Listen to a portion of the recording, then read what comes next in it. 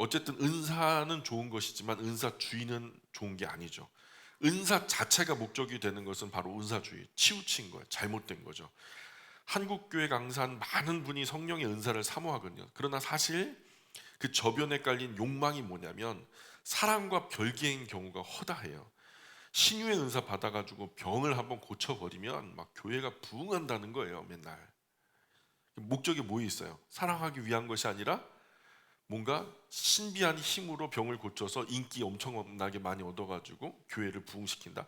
방언의 은사를 받아가지고 다른 사람과 자기의 신앙을 차별화하는 거예요. 너 방언 받았어 못 받았어?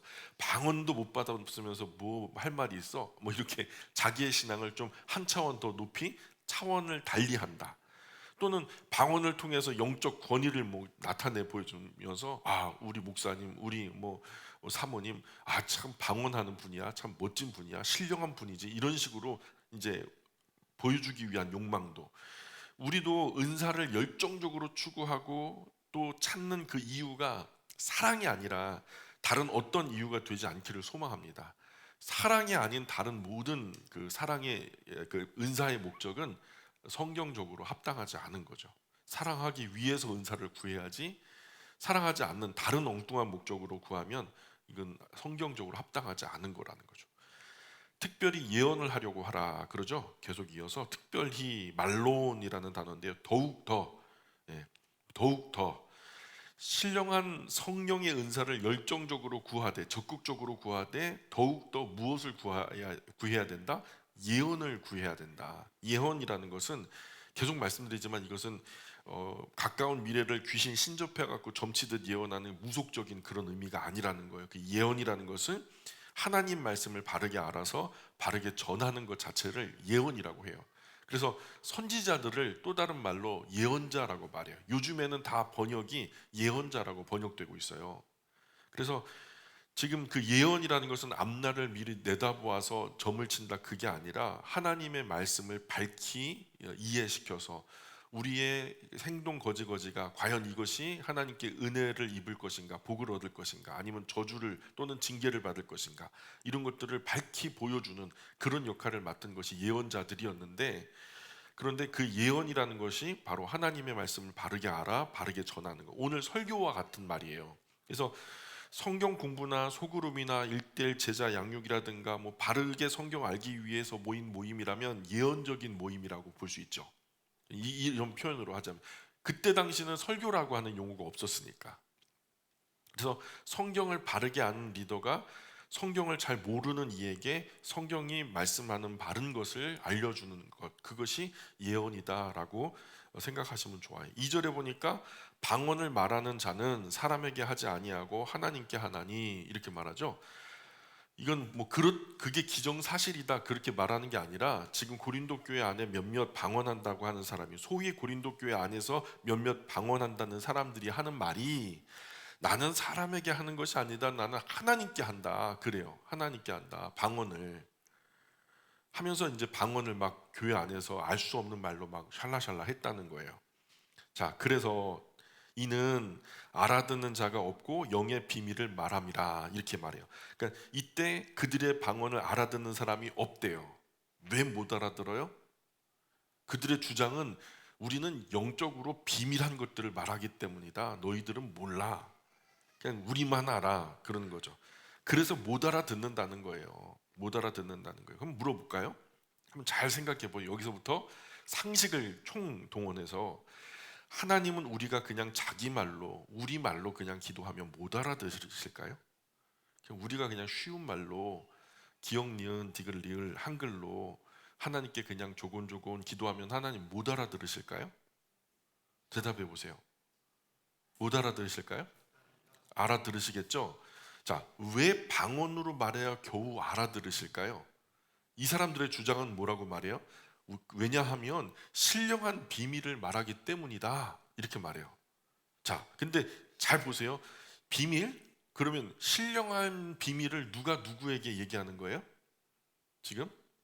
신령한 비밀을 고린도 교회 몇몇 방언하는 사람들이 하나님께 비밀을 말해준대요. 자, 이게 말이 돼요? 우리가 아는 어떤 신령한 비밀을 하나님께 비밀스럽게 말씀드리기 위해서 방언으로 말씀드린다는 말인데, 한번 또 물어볼게요. 우리가 알고 있는 비밀은 하나님이 모르고 계실까요? 상식적으로 우리가 알고 있는 비밀을 하나님이 모르고 계시겠냐고요. 우리가 아는데 하나님이 모르면 그거는 하나님이 아니지. 상식적으로 보자고요. 사도행전적 방언은 하나님의 말씀을 열국 나라 모두에게, 열국 나라 모든 백성에게 알게 하기 위해서 베풀어진 외국 언어였어요. 그 지역의 사람들은 못 알아들으니까 귀를 열어주시고 입을 열어주셔서 서로 소통하게 해서 예수 그리스도의 복음을 오순절에 모여든 모든 군중에게 각기 난 곳 방언으로 들렸단 말이에요. 비밀스럽게 감춘 게 아니라 다 알아들었다는 거예요. 그것은 하나님께서 열국 백성의 말들로 찾아간 거예요. 하나님 나라 복음을 알 수 없었던 사람에게 말씀이 육신이 되어 성육신하셔서 사람들 눈높이로, 사람들의 시간 안에, 역사 안에, 사람들 가운데 임하신 하나님 나라가 바로 예수 그리스도시죠. 허공의 구원의 복음 막 전해지면 없어져 버리잖아요. 누군가 흐지부지 되고. 그런데 그런 허공의 구원의 복음이 문자로 엮여져서 책으로 묶여진 것이 성경이죠. 그죠? 알아들을 수 없는 외국 언어가 우리가 알아들을 수 있는 언어로 찾아온 것이 사도행전적 방언이고요. 예수님도 성경도 방언도 알 수 없었던 구원의 복음을 밝히 알려주시는 거예요. 그런데 왜 고린도 교회 방언만은 비밀인가요? 왜? 여기서 또 하나 중요한 것은 성육신 하신 예수님도, 그리고 성경도, 사도행전적 방언도 하나님께로부터 우리에게 임하셨다는 거예요. 무엇을 위해서? 알게 하기 위해서. 그러나 여기 이상한 것은 고린도 교회 방언은 우리가 하나님께 말한대요. 왜 굳이? 하나님께 드리는 기도는 그냥 우리가 그냥 나고 자란 그 말로, 우리가 평범하게 일상적으로 사용하는 그 말로 조곤조곤 고백해도 다 알아들으실 텐데, 굳이 외국어로 방언까지 하면서 어떤 알 수 없는 말들로 하나님께 기도할 필요가 있을까요? 없을까요? 이게 말이 안 되는 거예요. 그래서 3절 보세요. 3절 읽어봅니다. 시작. 그러나 예언하는 자는 사람에게 말하여 덕을 세우며 권면하며 위로하는 것이요. 그러니까 1절 2절에서 말하는 방언의 은사는 사실 그렇지만 예언은 달라. 방언과는 다른 얘기야. 그러죠? 하나님께 성경을 바르게 해석해서 설명하는 설교자는 필요 없죠. 하나님이 몰라요? 하나님은 이미 다 알고 계세요. 하나님이 우리를 가르쳐 주셔야지 우리가 하나님을 가르쳐 드릴 필요는 없는 거예요. 사람에게 성경을 바르게 해석해서 설명하는 것이 예언이라는 거죠. 설교와 같다고 말씀드렸어요. 그런데 그 설교는 어떻게 해야 할까요? 덕을 세우며 권면하며 위로하는 것이어야 한다. 자, 이 설교는 바로 이게 그 성경적인 설교는 덕을 세우며 권면하며 위로하는 것이에요. 당시 큰 환난과 박해 속에서 불이익을 당하고 어려움을 당하고 불안하잖아요. 너무 불안하죠. 오늘 잡힐까 내일 잡힐까 또는 잡히면 죽을까 살까 이렇게 불안해하는 그리스도인들에게 절대 그 신앙 안에서 흔들리지 않도록 덕을 세우고 권면하고 위로하는 것이 예언의 은사였단 말이에요. 말씀 안에 굳게 서서 흔들리지 말아라. 그러나 고린도전서가 쓰여질 당시에 설교라는 말이 없었기 때문에 그 설교라는 말을 대체해서 예언이라고 표현됐을 뿐이죠. 함께 쉽게 예언의 직역은 알아들은 말을 앞장서서 전하는 것. 내가 먼저 알아들었어요. 그 알아들은 말을 앞장서서 내가 알지 못하는 사람들에게 외쳐주는 거예요.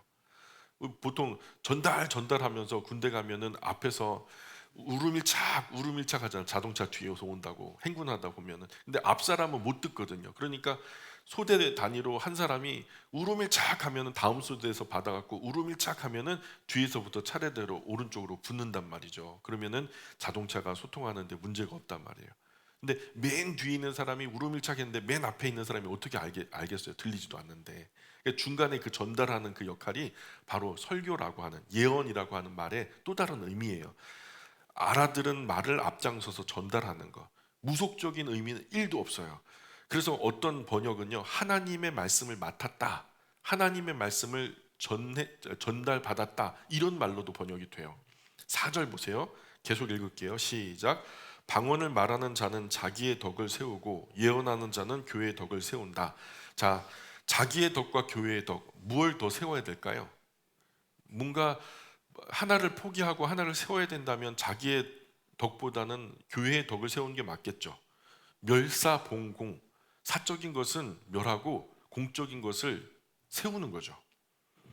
그래서 방언을 말하는 사람은 자기 덕만 세운대요. 예언하는 사람은 교회 덕을 세우고요. 이런 구조를 보면 목회자만 설교한다는 우리의 원칙은 사실 잘못된 거예요. 뒤에 보시면 물론 누구나 설교해도 된다는 전제는 바르게 배워서 바르게 전한다는 것이 전제가 돼야 되겠죠. 자, 요즘 하도 이단 사설이 많아서 검증되지 않은 누군가 설교를 듣는 거 굉장히 좀 조심스러워요. 그죠? 누군가 설교한다고 하면은 저분 바른 분일까? 저분이 하는 말씀이 묘하게 뒤에서 이렇게 꼬는 거 아닐까? 이단적인 어떤 그 교훈이 담겨져 있는 거 아닐까? 저는요, 바르게 배워서 바르게 전하기만 한다면 장로님, 권사님, 집사님, 청년 누구라도 설교 잘할 수 있다고 저는 생각해요. 잘 배워서 잘 전하면 돼요. 우리 청년들 아마 저보다 더 잘할 거예요. 요즘에 뭐 대학교 과제물만 해도 PPT 총천연색으로 막 지도부터 사진까지 다 영상까지 아울러 가지고 PPT 하면은 저보다 훨씬 탁월하게 잘해요. 예, 그러니 제가 누구에게 부탁드리면 저 진짜 못해요, 목사님. 그럼 목사님이나 하는 거지. 제가 어떻게 합니까? 이렇게 점잖게 빼고 그러면 안 돼요. 예? 그래서 죽이 되든 밥이 되든 한번 해보시면 좋겠어요. 그날이 언제인지 모르니까 항상 준비하고 깨어 있으시기 바랍니다. 누구 하나 딱 지명해서 아버지 회 중에서 누구, 어머니에서 누구 이렇게 이번 주에는 한번 말씀 전해보세요.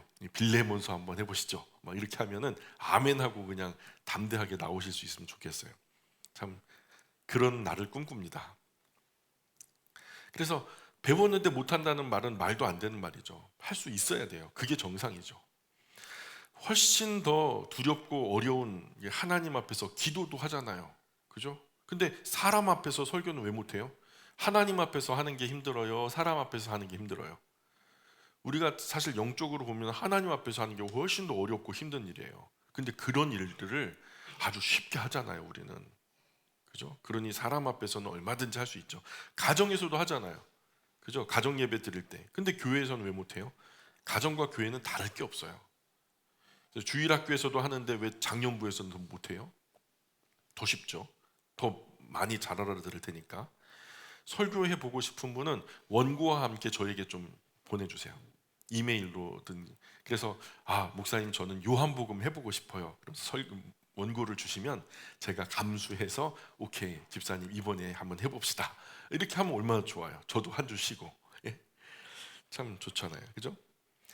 바울은 고린도 교회 그리스도인에게 방언보다는 예언을 해라. 즉 성경을 바르게 전하려고 노력해야 된다. 적극적으로 그것 더욱 더 이 다른 어떤 은사보다 더욱 더 예언하기를 힘써야 된다.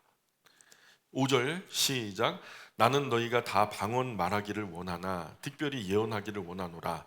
만일 방언을 말하는 자가 통역하여 교회의 덕을 세우지 아니하면 예언하는 자만 못하니라. 자, 나는 너희가 다 방언하기를 원하나 원한다라고 끝난 게 아니에요. 원한다 그러나로 끝난 거예요.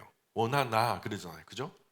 그러니까 원한다가 아니라 원하나 원하지만 그러나 다음이 바울이 진짜 하고 싶은 말이에요. 특별히 예언하기를 원하노라. 특별히 예언, 성경 바르게 가르치는 것을 원한다. 만일 방언을 말하는 자가 통역하여 교회의 덕을 세우지 아니하면 예언하는 자만 못하니라.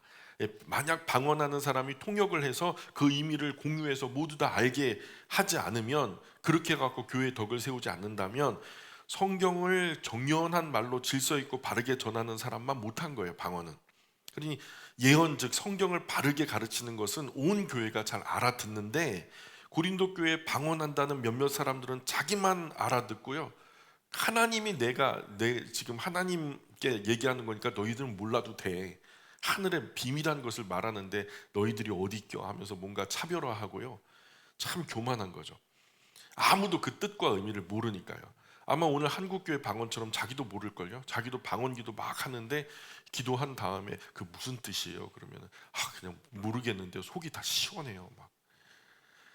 아이고 참 6절 보세요. 6절 계속 읽어봅니다. 시작. 그런즉 형제들아 내가 너희에게 나아가서 방언으로 말하고 계시나 지식이나 예언이나 가르치는 것으로 말하지 아니하면 너희에게 무엇이 유익하리요. 자, 나 바울이 고린도 교회 가서 하나님 말씀을 갖다가 들을 수 있는 말로 지금 제가 설교하듯이 이렇게 하지 않고 제가 히브리어로 하루 종일 그냥 읽어 드렸다고 생각해 보세요. 알아들을 만한 분은 없을걸요? 그럼 그게 무슨 유익이겠냐? 아무도 알아들을 수 없는 외국 언어로 말한다면 도대체 우리에게 어떤 유익이 있겠냐는 거예요. 언어는 소통이 제일 목적이에요. 7절 계속 읽습니다. 시작. 혹 필이나 검은고와 같이 생명 없는 것이 소리를 낼 때에 그 음의 분별을 나타내지 아니하면 필이 부는 것인지 검은고 타는 것인지 어찌 알게 되리요. 필이 아울로스라고 하는데 이제 필이 그냥 리코더, 뭐 나팔, 뭐 이런 거죠. 관악기, 부는 악기. 검은고 키다라라고 하는데 수금 그 현악기예요. 관악기, 현악기. 음의 분별 뭐 아무 해설도 없이 막 뿡뿡 그냥 불어대면은 뭐 의미를 모르겠죠. 예. 근데 그냥 소음에 불과한 거예요. 그냥 뭐 우리 지훈이가 맨날 입에다가 리코더 대고 나면서 막 삑삑거리는데 9시 넘어서도 삑삑거려갖고 제가 막 뺏고 막 그냥 자기는 도망 다니고 막 베란다로 나갔다가 저는 안방으로 돌아가면 또 돌아오고 아주 그냥 막 소음 공해죠. 쿵쿵거리고. 그렇죠. 소음에 불과한 거예요. 근데 8절에 보세요. 같이 읽습니다. 만일 나팔이 분명하지 못한 소리를 내면 누가 전투를 준비하리요. 자, 나팔도요 서로 군호를 짜는 거. 한 번 불면은 뭐 가라. 두 번 불면 멈춰라. 세 번 불면은 뭐 그 어떻게 해라. 뭐 나중에 이제 진짜 말 그대로 적군이 쳐들어왔다 비상이다 이런 계속 빵빵빵빵빵 이렇게 분다 이런 식으로 서로 군호를 짜가지고 그게 정형화돼서 한 번 불고 두 번 불 때 그게 소통이 돼가지고 그 나팔 소리가 군호에 맞춰서 병사들이 활동하는 거잖아요. 이런 형식의 의미를 얹지 않으면 누가 알아듣겠어요? 야, 나는 분명히 적군 쳐들어온다고 불었어. 근데 병사들은 밥 먹으라 그러나 보다. 이게 짜지 않으면 이렇게 되는 거죠. 소통이 안 되는 거죠. 어떤 병사가 그 의미 없이 마구잡이로 부는 나팔 소리에 맞추어서 전투를 준비하겠냔 말이에요. 나팔을 부는 병사는 형식에 맞게 누구나 알아들을 수 있도록 불어야 된다. 서로 약속을 해서. 9절 시작. 이와 같이 너희도 혀로 알아듣기 쉬운 말을 하지 아니하면 그 말하는 것을 어찌 알리요? 이는 허공에다 말하는 것이라. 자, 요는 모두가 알기 쉽도록 말해야 된다. 그 말이에요. 모르는 말 하지 말아라. 그 말이죠. 고린도 전서가요. 성경의 66권 중에서 난이도가 A, B, C, A가 제일 어렵고 C가 제일 쉽다면은 난이도 AA예요. 고린도 전서를 이해하면 성경 남은 65권은요 굉장히 쉽게 이해될 수 있어요. 고린도 전서를 이해하는 게 참 어렵거든요, 사실 목회자들에게도. 자, 그러니까 지금 듣기는 듣는데 도대체 무슨 의미냐, 뭐 이렇게 하시는 건 정상이니까 전혀 시험에 들지 마시고 졸리면 좀 주무셔도 괜찮아요. 근데 여기까지 따라오셨다. 그럼 대단한 실력이니까 포기하지 말고 끝까지 갑시다. 예. 한국교회 목회자들보다도 훨씬 더 탁월한 지평에 지금 서 계신 거예요. 10절부터 13절까지 계속 읽어볼까요? 시작. 이같이 세상에 소리나는 종류가 많으나 뜻없는 소리가 없나니 그러므로 내가 그 소리의 뜻을 알지 못하면 내가 말하는 자에게 외국인이 되고 말하는 자에게 내게 외국인 되리니 그러므로 너희도 영적인 것을 사모하는 자인즉 교회의 덕을 세우기 위하여 그것이 풍성하기를 구하라. 아멘. 예, 세상에는 여러 종류 다양한 소리가 있죠. 그런 의미 없는 소리가 없다는 거예요. 내가 그 사람의 소리를 이해하지 못한다면 나는 그 소리를 내는 사람 앞에서는 외국인이 되는 거예요. 그 나라 말을 알아듣지 못하는 외국인. 요즘에 뭐 팝하고 있어갖고 딱 켜놓고서 얘기하면은 그 나라 말로 번역되니까 소통이 되지만 그것이 없었던 시절에는요 미국 사람들이 와가지고 내 앞에 하면 그 소음에 불과한 거죠. 당황하죠. 그냥 도망가 버리고 말아요. 그렇죠? 그리고 또한 그 사람도 내 앞에서 외국인이 되는 거예요. 나도 그 사람 앞에서 외국인이 되고. 그러므로 영적인 것, 신령한 것, 즉 성령의 은사를 적극적으로 사모하는 사람이라면 교회의 덕을 세우는 은사를 풍성하게 받기 위해 구해라. 그러므로 자, 그래서 이게 중요한 거예요. 10절부터 13절에 설명을 한 것은 전부 다 어디에 걸리냐면 13절에 걸리는 거예요. 13절에 자 그러므로 뭐 하래요? 방언 말하는 자는 통역하기를 기도할지니. 그러니까 방언은 언제나 그 의미를 모두와 공유하기 위해서 통역이 짝이 돼야 되는 거예요. 알 수 없는 외국어로 했다 해도 옆에서 또 누군가가 통역을 해줘가지고 그 의미가 무엇인지를 밝히 교회 공동체 안에서 오픈해 줘야 된다는 거죠. 그래서 방언하는 자는 반드시 통역하기를 기도하라. 14절 시작. 내가 만일 방언으로 기도하면 나의 영이 기도하거니와 나의 마음은 열매를 맺지 못하리라. 자, 만약 나는 나의 영이 방언으로 기도한다. 이건 영적인 거야. 나는 뭔지 모르지만 그저 한국교회에서도 방언하시는 분들이 흔히 하는 말이 이래요. 내 영혼이 기도하니까 나는 모르겠다. 막 그래요. 자기 말하는 방언의 의미도 모르니까 자기 마음에 열매가 없는 거죠. 마음이 담겨질 수 있겠어요? 그게 어떤 말인지도 모르는데 내가 예를 들어서 요 앞에 있는 사랑하는 사람에게 여보 사랑합니다 이렇게 하면은요 그게 전달 마음이 담겨져서 가잖아요. 근데 뭐 알 수 없는 말로 내 마음은 오늘 이렇게 했어요. 의미는 그렇다고 하는데 이 사람은 뭐 알아듣겠냐고요. 마음이 갔어요? 심지어 내 마음이 담기지도 않았어요. 무슨 말인지도 모르는데. 그렇죠? 15절 16절 계속 읽습니다. 시작. 그러면 어떻게 할까? 내가 영으로 기도하고 또 마음으로 기도하며 내가 영으로 찬송하고 또 마음으로 찬송하리라. 그렇지 아니하면 내가 영으로 축복할 때에 알지 못하는 처지에 있는 자가 내가 무슨 말을 하는지 알지 못하고 네 감사에 어찌 아멘하리요. 그죠? 영으로만 기도하고 찬송하고 또 함께 마음으로 그 의미를 공유하지 못한다면 함께 예배에 참석한 세 가족이 여기가 이제 세 가족이죠. 어, 알지 못하는 처지에 있는 자라고 표현되는데 사실 교회 안에 들어와서 아무것도 잘 모르는 사람을 말하는 거잖아요. 이런 분들을 우리는 세 가족이라고 표현하죠. 이런 세 가족이요. 들어왔는데 뭔가 함께 하고 싶고 공유하고 싶고 마음을 함께 같이 하고 싶은데 도대체 뭐 방언으로만 말하니까 알 수가 있어야죠. 그러니 이 예배에 함께 참석한 세 가족이 무슨 말인지도 모를 터인데 어떻게 같이 감사합니다 할 때 아멘이라고 함께 공유할 수 있겠어요? 같이 고백할 수 있겠어요? 17절 시작. 너는 감사를 잘 하였으나 그러나 다른 사람은 덕 세움을 받지 못하리라. 그죠? 너는 어떤 이유로 하나님께 감사했을지 몰라. 너 마음의 깊은 것을 뭐 얘기했을지도 모르겠고. 그러나 다른 사람은 전혀 공감하지 못해. 예. 18절 시작. 내가 너희 모든 사람보다 방언을 더 말함으로 하나님께 감사하노라. 여기서 말하는 바울의 방언이라는 것은요. 어떤 신령한 영적인 성령의 은사로서 주어진 어떤 오순절 마가의 다락방에 임했던 그런 방언을 말하는 게 아니고요. 여기서 말하는 것은 외국 언어를 말하는 거예요. 바울이요 일반적으로 성경학자들이 최소 5개 언어를 했대요. 많게는 11개 언어까지 했대요. 대략 그 정도로 석학이었어요. 되게 똑똑한 사람이었죠. 그러니 지금 고린도 교회의 사람들이 몇몇 성도들이 방언을 한다고 말하는데 그것도 사실은 외국 언어를 말하는 거거든. 지방 언어라고 번역돼요. 지방 언어 한두 곳 하잖아. 나는 적어도 5곳 이상 해. 그러니까 너희보다 더 많은 방언을 함으로 나는 하나님께 감사한다. 이렇게 말할 수 있는 거죠. 그죠?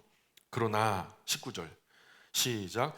교회에서 내가 남을 가르치기 위하여 깨달은 마음으로 5마디 말을 하는 것이 1만 마디 방언으로 말하는 것보다 나으니라. 자, 깨달은 마음으로 5마디 알아들을 말 전하는 것이 1만 마디 알아들을 수 없는 방언 즉 외국 언어로 말하는 것보다 더 의미 있다, 더 가치 있다. 바울은 그렇게 말하는 거죠. 어렵지 않죠. 대단한 거예요. 이게 이해됐다면 대단한 거예요. 자, 20절 21절 시작. 형제들아 지혜에는 아이가 되지 말고 악에는 어린아이가 되라. 지혜는 장성한 사람이 되라. 율법에 기록된 바 주께서 이르시되 내가 다른 방언을 말하는 자와 다른 입술로 이 백성에게 말할지라도 그들이 여전히 듣지 아니하리라 하였으니. 자, 고린도 교회 그리스도인들이여 악한 일에 대해서는 갓난 어린아이처럼 되어야 하지만 생각하는 일에 어린아이가 되지 마십시오. 생각하는 것에는 장성한 어른처럼 어른답게 어른스럽게 생각하셔야 됩니다. 율법에도 이렇게 기록되어 있습니다 하면서 인용하는 것이 이사야서 28장 11절 이하를 가지고 와요. 거기에 뭐라고 써 있냐면 다른 방언하는 사람들과 외국인의 입술을 통해서 이 백성에게 말할지라도 저희가 여전히 나의 말을 듣지 않을 것이다. 그냥 이런 정황을 이스라엘 백성들에게는 말씀을 하는데 이스라엘 백성들은 듣지 않으니 우리 속담에 귓등으로 듣는다 막 그런 거잖아요. 그냥 안 듣는 거예요. 그런 것처럼 지금 그런 정황을 바울이 얘기하는 거예요. 22절 그러므로 시작 방언은 믿는 자들을 위하지 아니하고 믿지 아니하는 자들을 위하는 표적이나 예언은 믿지 아니하는 자들을 위하지 않고 믿는 자들을 위함이니라. 이게 또 하나의 중요한 말씀인데요. 방언은 믿는 자들을 위하지 아니하고 믿지 아니하는 자들을 위하는 표적이나. 자, 그렇죠? 방언은 믿지 않는 사람들에게 예수님의 복음을 전하려는 목적이 있는 기적이었어요, 사실. 그죠? 난 곧 방언으로 다 알아듣게 됐잖아요. 그죠? 이건 왜 그래요? 예수님의 복음을 전하려고. 바벨탑에서 인간의 뜻이 세워질 때는 하나님이 언어를 흩으셨지만 지금 오순절 마가의 다락방에서 하나님의 뜻이 세워지려고 할 때는 하나님이 언어를 모으시거든요. 그 뜻을 이루시려고. 마찬가지로 기적에는 지금 이 기적에는 목적이 있어요. 그 외국 사람들에게 예수님의 복음을 전하는 목적. 그러니 방언은 누구를 위한 거예요? 믿는 사람을 위한 거예요? 믿지 않는 사람을 위한 거예요? 믿지 않는 사람을 위한 거예요. 여기까지 이해 가세요? 대단하신 거예요. 대단하신 거예요. 탁월하신 거예요. 그러니 교회 안에서는 방언이 필요해요, 안 필요해요? 교회는 어떤 사람들인데 다 예수님을 영접한 사람들이 모이는 곳이잖아요. 그러니까 교회 안에서는 방언이 필요할까요? 그죠? 이미 뭐 예수님을 구주로 영접해서 믿음 가진 사람들의 모임인데 그럼 교회 안에서 뭐가 필요할까요? 모였으니 도대체 하나님의 바른 말씀이 무엇일까? 예언이 필요하겠죠. 그죠? 그래서 예언은 믿지 아니하는 자들을 위하지 않고 믿는 자들을 위함이니라. 그렇죠? 여기까지 이해하셨어요? 야, 대단하십니다. 4학년 졸업하셔도 돼요. 예. 자, 23절 시작. 그러므로 온 교회가 함께 모여 다 방언으로 말하면 알지 못하는 자들이나 믿지 아니하는 자들이 들어와서 너희를 미쳤다 하지 아니하겠느냐. 우리 한국 교회 보면 이런 게 많아요. 동영상에서 방언 뭐 집회 이런 거 쳐보세요. 그러면은 이렇게 그냥 막 개굴개굴 막 랄랄랄 럴럴러 하면서 막 그러는데 막 난리가 나.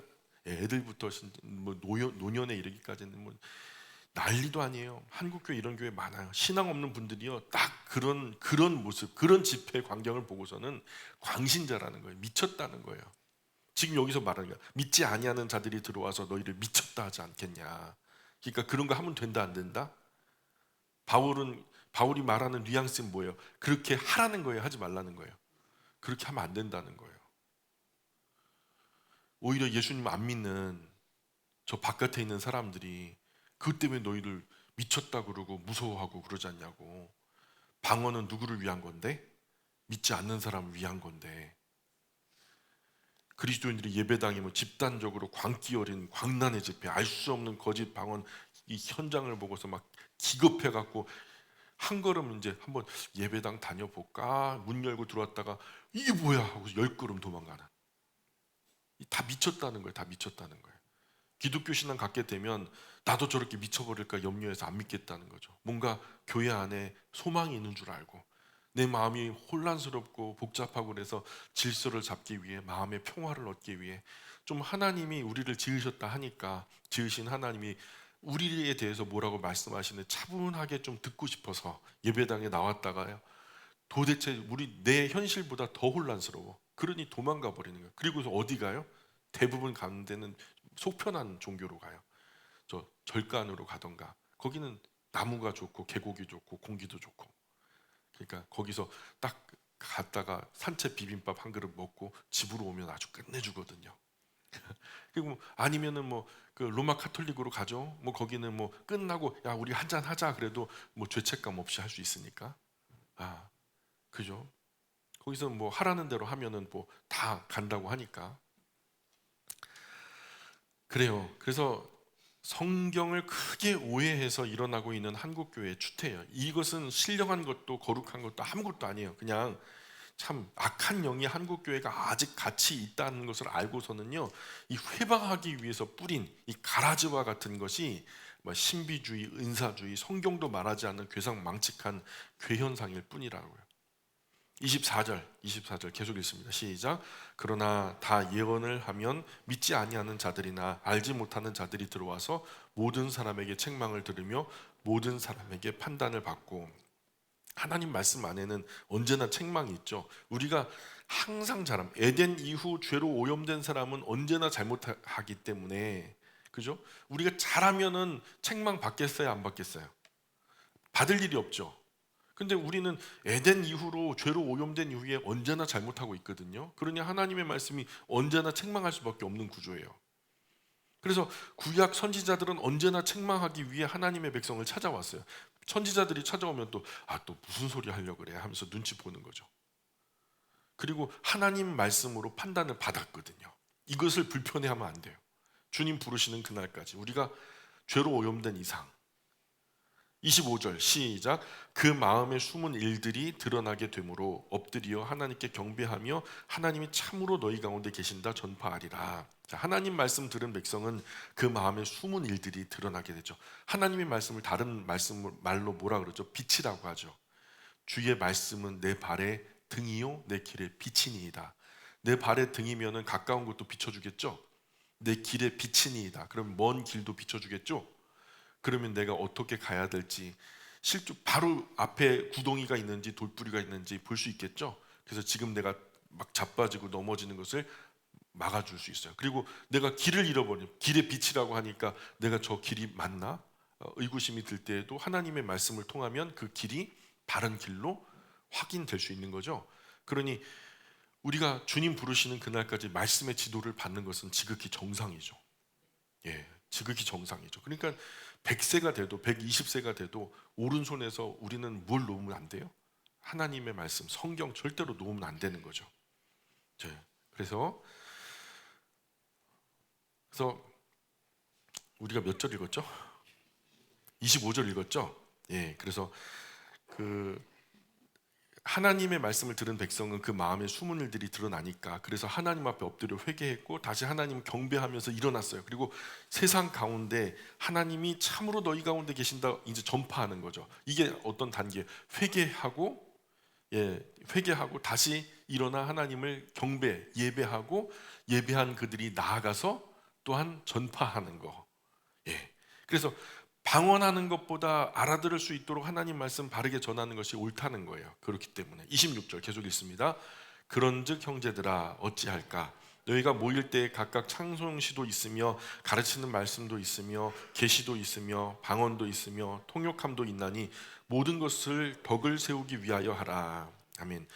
초대교회 당시 모임의 모습을 우리가 엿볼 수 있는 구절이에요. 그들의 예배 모임에는요 찬송시 낭송도 있었어요. 시편이 있겠죠. 이 찬송시라고 하는 게 시편을 말하는 거예요. 말씀을 가르치기도 하고 계시도 있었고 이 신약 성경이 완성될 때까지는 계시가 있었던 것 같아요.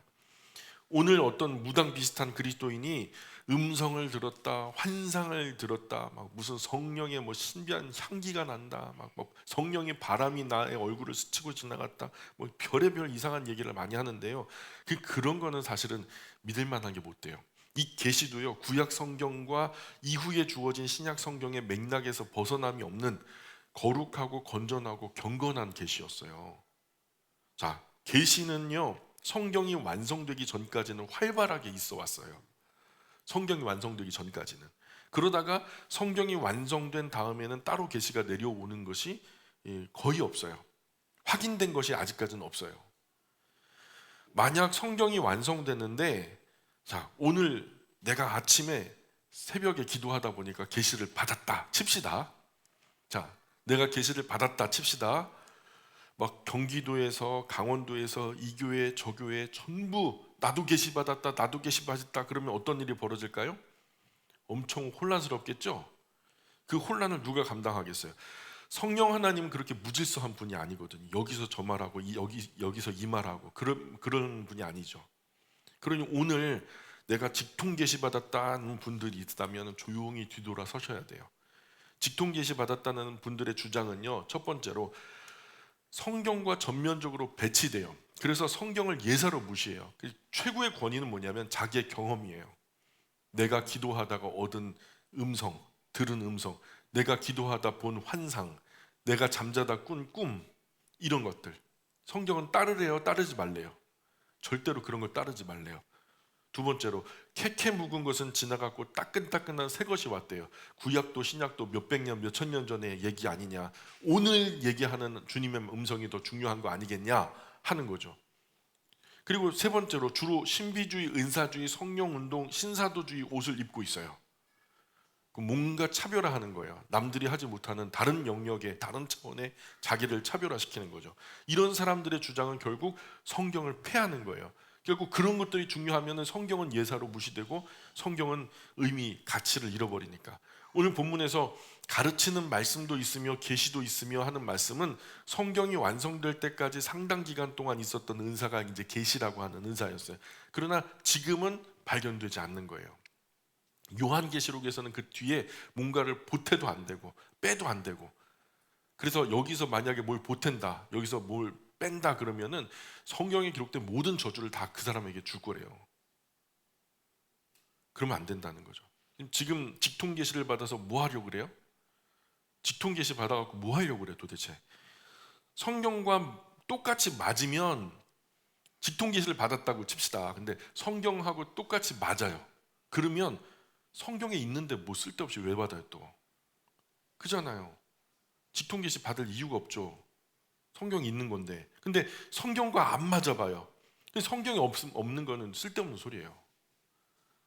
지금 직통계시는 그냥 직통 쓸데없어요. 그냥 직통으로 그냥 쓰레기통에 갖다 버리면 돼요. 직통계시라 하면 지금 우리가 앞에 펼쳐놓고 있는 이 성경책이 공식도로 공인된 직통계시예요. 이거 외에는 없어요. 예. 한 개인이 주관적으로 떠드는 믿을 수 없는, 공식적이지도 않은 주관적인, 지극히 개인적인 그런 말에 목숨 걸지 말자고요. 그런 것들은 위험성이 아주 커요. 심지어 직통계시를 가르치는 예언자 학교라는 것도 나왔어요. 그래갖고 이런 것들로부터 담대하게 돌아서요. 이 사람들 공부하는 거 보니까 교장이 예언을 검증하는 거예요. 너 예언해봐. 그럼 막 뭐라고 하면 아니 그건 틀렸어 이렇게 하는 거야. 무슨 계시가 무슨. 성경 제쳐놓고 직통계시 받기 좋은 기도 명당짜리 찾아다녀. 거기는 또 여기 가면 영을 접하는 게 되게 수월하다나. 무당이요 기도처 쫓아다니는 거랑 뭐가 틀려 그게. 뭐 어떤 기도원에는 그런 명당짜리가 있다면서요. 세상에. 이게 기독교예요 아니면은 무당 종교예요? 방언도 있으며 통역함도 있나니 모든 것을 덕을 세우기 위하여라. 이 모든 것의 이유는 13장이 전제하듯이 사랑으로 은사를 활용하라는 말이죠. 그래서 12장은 은사의 다양성. 따라해 볼까요? 12장은 은사의 다양성, 13장은 은사의 검증, 14장은 은사 활용 지침, 그것을 말하고 있는 거예요. 과거 우리는 뭐 12장은 은사장, 13장은 사랑장, 14장은 몰라장 그렇게 됐었거든요. 근데 그게 아니라 성경을 바르게 읽다 보면은 12장은 은사가 얼마나 다양한가, 13장은 은사를 검증해야 된다, 그리고 14장은 은사를 활용할 때 이런 지침을 좀 따랐으면 좋겠다. 27절, 만일 누가 방언으로 말하거든 두 사람이나 많아야 세 사람이 차례를 따라하고 한 사람이 통역할 것이요. 자, 방언을 하더라도 순서 정해놓고 한 사람 한 사람 순서대로 말하고 말하는 순서대로 또 통역을 붙이는 거예요. 말할 때마다 그 통역을 해서 의미를 모두가 공유하는 것. 이게 성경의 원칙이에요. 오늘 한국교회가 그렇게 방언해요? 수십, 수백, 수천 명이 한꺼번에 방언하잖아요. 그걸 어떻게 알아요 그걸? 방언도 한국교회처럼 한꺼번에 돗대기 시장 떼거지로 흥정하듯 개굴개굴 하는 게 아니라는 거예요. 이런 한국교회식 오순절주의식 신사도주의식 방언은 바울도 하나님도 성경도 세상도 원하지 않는 방언이에요. 절대. 이건 악한 영이 제일 좋아하는 거예요. 아주 그냥 교회 가까이 오기도 싫어하게끔 만드는 거예요. 28절 시작. 만일 통역하는 자가 없으면 교회에서는 잠잠하고 자기와 하나님께 말할 것이요. 교회에서 잠잠하라는 말은 뭐래요? 방언을 하라는 거예요, 하지 말라는 거예요? 통역하는 사람 없이는 교회에서 방언하지 말라는 거예요. 그러니까 조용히 하나님 앞에서 개인적으로 묵상하며 기도하라는 거예요. 그게 유익하다는 거예요. 29절 시작. 예언하는 자는 둘이나 셋이나 말하고 다른 이들은 분별할 것이요. 예언 즉 성경을 바르게 전하는 것도 누구 하나가 하나님 말씀 전하면 다른 사람들은 그 성경이 맞는 건가? 그거 이게 확실한가? 그래 분별하는 거예요. 성경에 나오는 말씀인가? 하나님 말씀이라니까 무작정 무비판으로 다 받는 것은 위험한 일이거든요. 30절 시작. 만일 곁에 앉아 있는 다른 이에게 계시가 있으면 먼저 하던 자는 잠잠할지니라. 자, 한 사람이 성경을 전하는 중에 다른 사람에게 나에게 계시가 임했어. 그렇게 한다면 먼저 전하던 예언의 사람은 입을 닫고 그 계시를 좀 들어보라는 거죠. 당시 고린도 교회 안에 영적으로 무질서한 풍경이 전에 그러지 않았다는 거죠. 누군가 이제 방언하고 있으면 옆에서 난 계시를 받았다 하고 막 그러면서 막 계속 동시에 얘기하는 거죠. 누구도 들으려고 하지 않고 누구나 말하려고 하는 그런 스피커는 많은데 경청자가 없으면 어떻게 될까요? 돛대기 시작이 되는 거예요. 예. 그럼 무질서한 고린도 교회의 영적인 풍경이 그려지잖아요. 그죠? 한쪽에서는 방언한다고 고래고래 소리 지르며 알 수 없는 말로 기도하고, 다른 한쪽에서는 예언한다고 하나님 말씀 가르치려고 하고, 다른 한쪽에서는 나에게 계시가 임했다 하면서 막 다른 이들 말 끊는. 근데 거기에 동시에 나는 너에게 계시를 준 적이 없다 막 그러면서 또 막 소리 지르고. 바울은 이런 고린도 교회 풍경을 그리면서 질서를 잡고 혼란을 없애려고 지금 노력하는 거죠. 이제는 우리가 알아야만 하는 필수적인 말씀은 특별한 계시 성경 안에 완전히 기록되어 있어요. 예, 이 안에 다 있어요. 그러니 여기저기서 나에게 계시가 임했다 이런 말은 별로 의미도 없고 필요도 없어요. 우리에게는 이 성경 한 권만으로 충분합니다. 자, 한번 따라해 볼까요? 성경 한 권이면 충분하다. 예, 성경 한 권이면 충분하다. 예, 안 따라해. 참. 자, 31절 시작. 너희는 다 모든 사람으로 배우게 하고 모든 사람을 권면받게 하기 위하여 하나씩 예언할 수 있느니라. 그래서 고린도 교회 안에 모든 그리스도인은 다 하나님 말씀 제대로 바르게 배워야 된다 그러는 거예요. 제대로 바르게. 우리 영광교회 가족들도, 영광의 모든 가족도 하나님 말씀 하나씩 제대로 바르게 배워야 돼요. 이거 기대 안 하고 막 교제를 중심으로 아니면 뭐 다른 뭐 등산 모임이라든가 이런 거 하려면 그런 교회로 가셔야 돼. 우리 교회는 그런 거 안 팔아요. 예. 바르게 배운 하나님 말씀 바탕으로 그 다음에 모든 거 할 수 있어요. 개인적으로 교제하고 싶으면 그 다음에 하시라고. 자, 32절 예언하는 자들의 영은 예언하는 자들에게 제재를 받나니. 자, 32절 죄송합니다. 제가 32절부터 우리 다음 시간에 계속해서 나눌까요? 시간이 굉장히 빠르게 지나네요. 그러니까 중간에요 좀 기도를 많이 줄여주세요. 그러면 제가 5분 10분 더 할 수 있습니다. 오늘 여기까지 할게요. 기도하겠습니다. 귀하신 아버지 하나님, 저희가 하나님의 말씀을 통하여서 세상을 분별해야지 세상을 통해서 하나님의 말씀을 분별하려고 하는 거꾸로 된 엉뚱한 세상에 저희가 살고 있습니다. 자칫 잘못하다가는 하나님 교회가 말씀에 의하여 판단을 받는 것이 아니라 사람들의 상식과 경험에 의해서 세상이 여기는 방식으로 거꾸로 판단을 받게끔 그렇게 우리가 망가져 버릴 수 있습니다. 하나님, 그러지 않기 위해서 저희가 하나님의 말씀을 더 명확하게 알기 원합니다.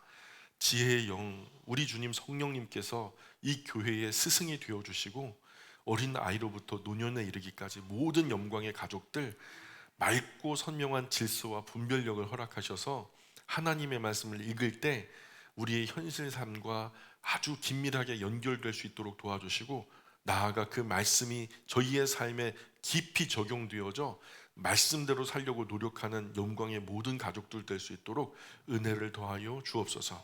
이 하나님의 말씀이 나와 상관없으면 무슨 의미가 있겠습니까? 오늘을 사는 저희에게 이 말씀, 수천 년 전의 말씀이 의미가 되어 저희의 마음에 담겨지게 도와주시고 저희의 삶에 반영되어져 행동이 달라지고 언행 심사가 달라지고 과연 하나님의 사람으로, 과연 예수의 사람으로 이 시대 가운데에 빛으로서의 역할, 소명으로서의 역할 잘 감당할 수 있도록 은혜 내려 주옵소서. 하나님, 또 한 주간의 삶을 주님께 의지합니다. 홀로 영광 받아 주옵소서. 감사하며 예수님 거룩하신 이름 의지하여 기도합니다. 아멘.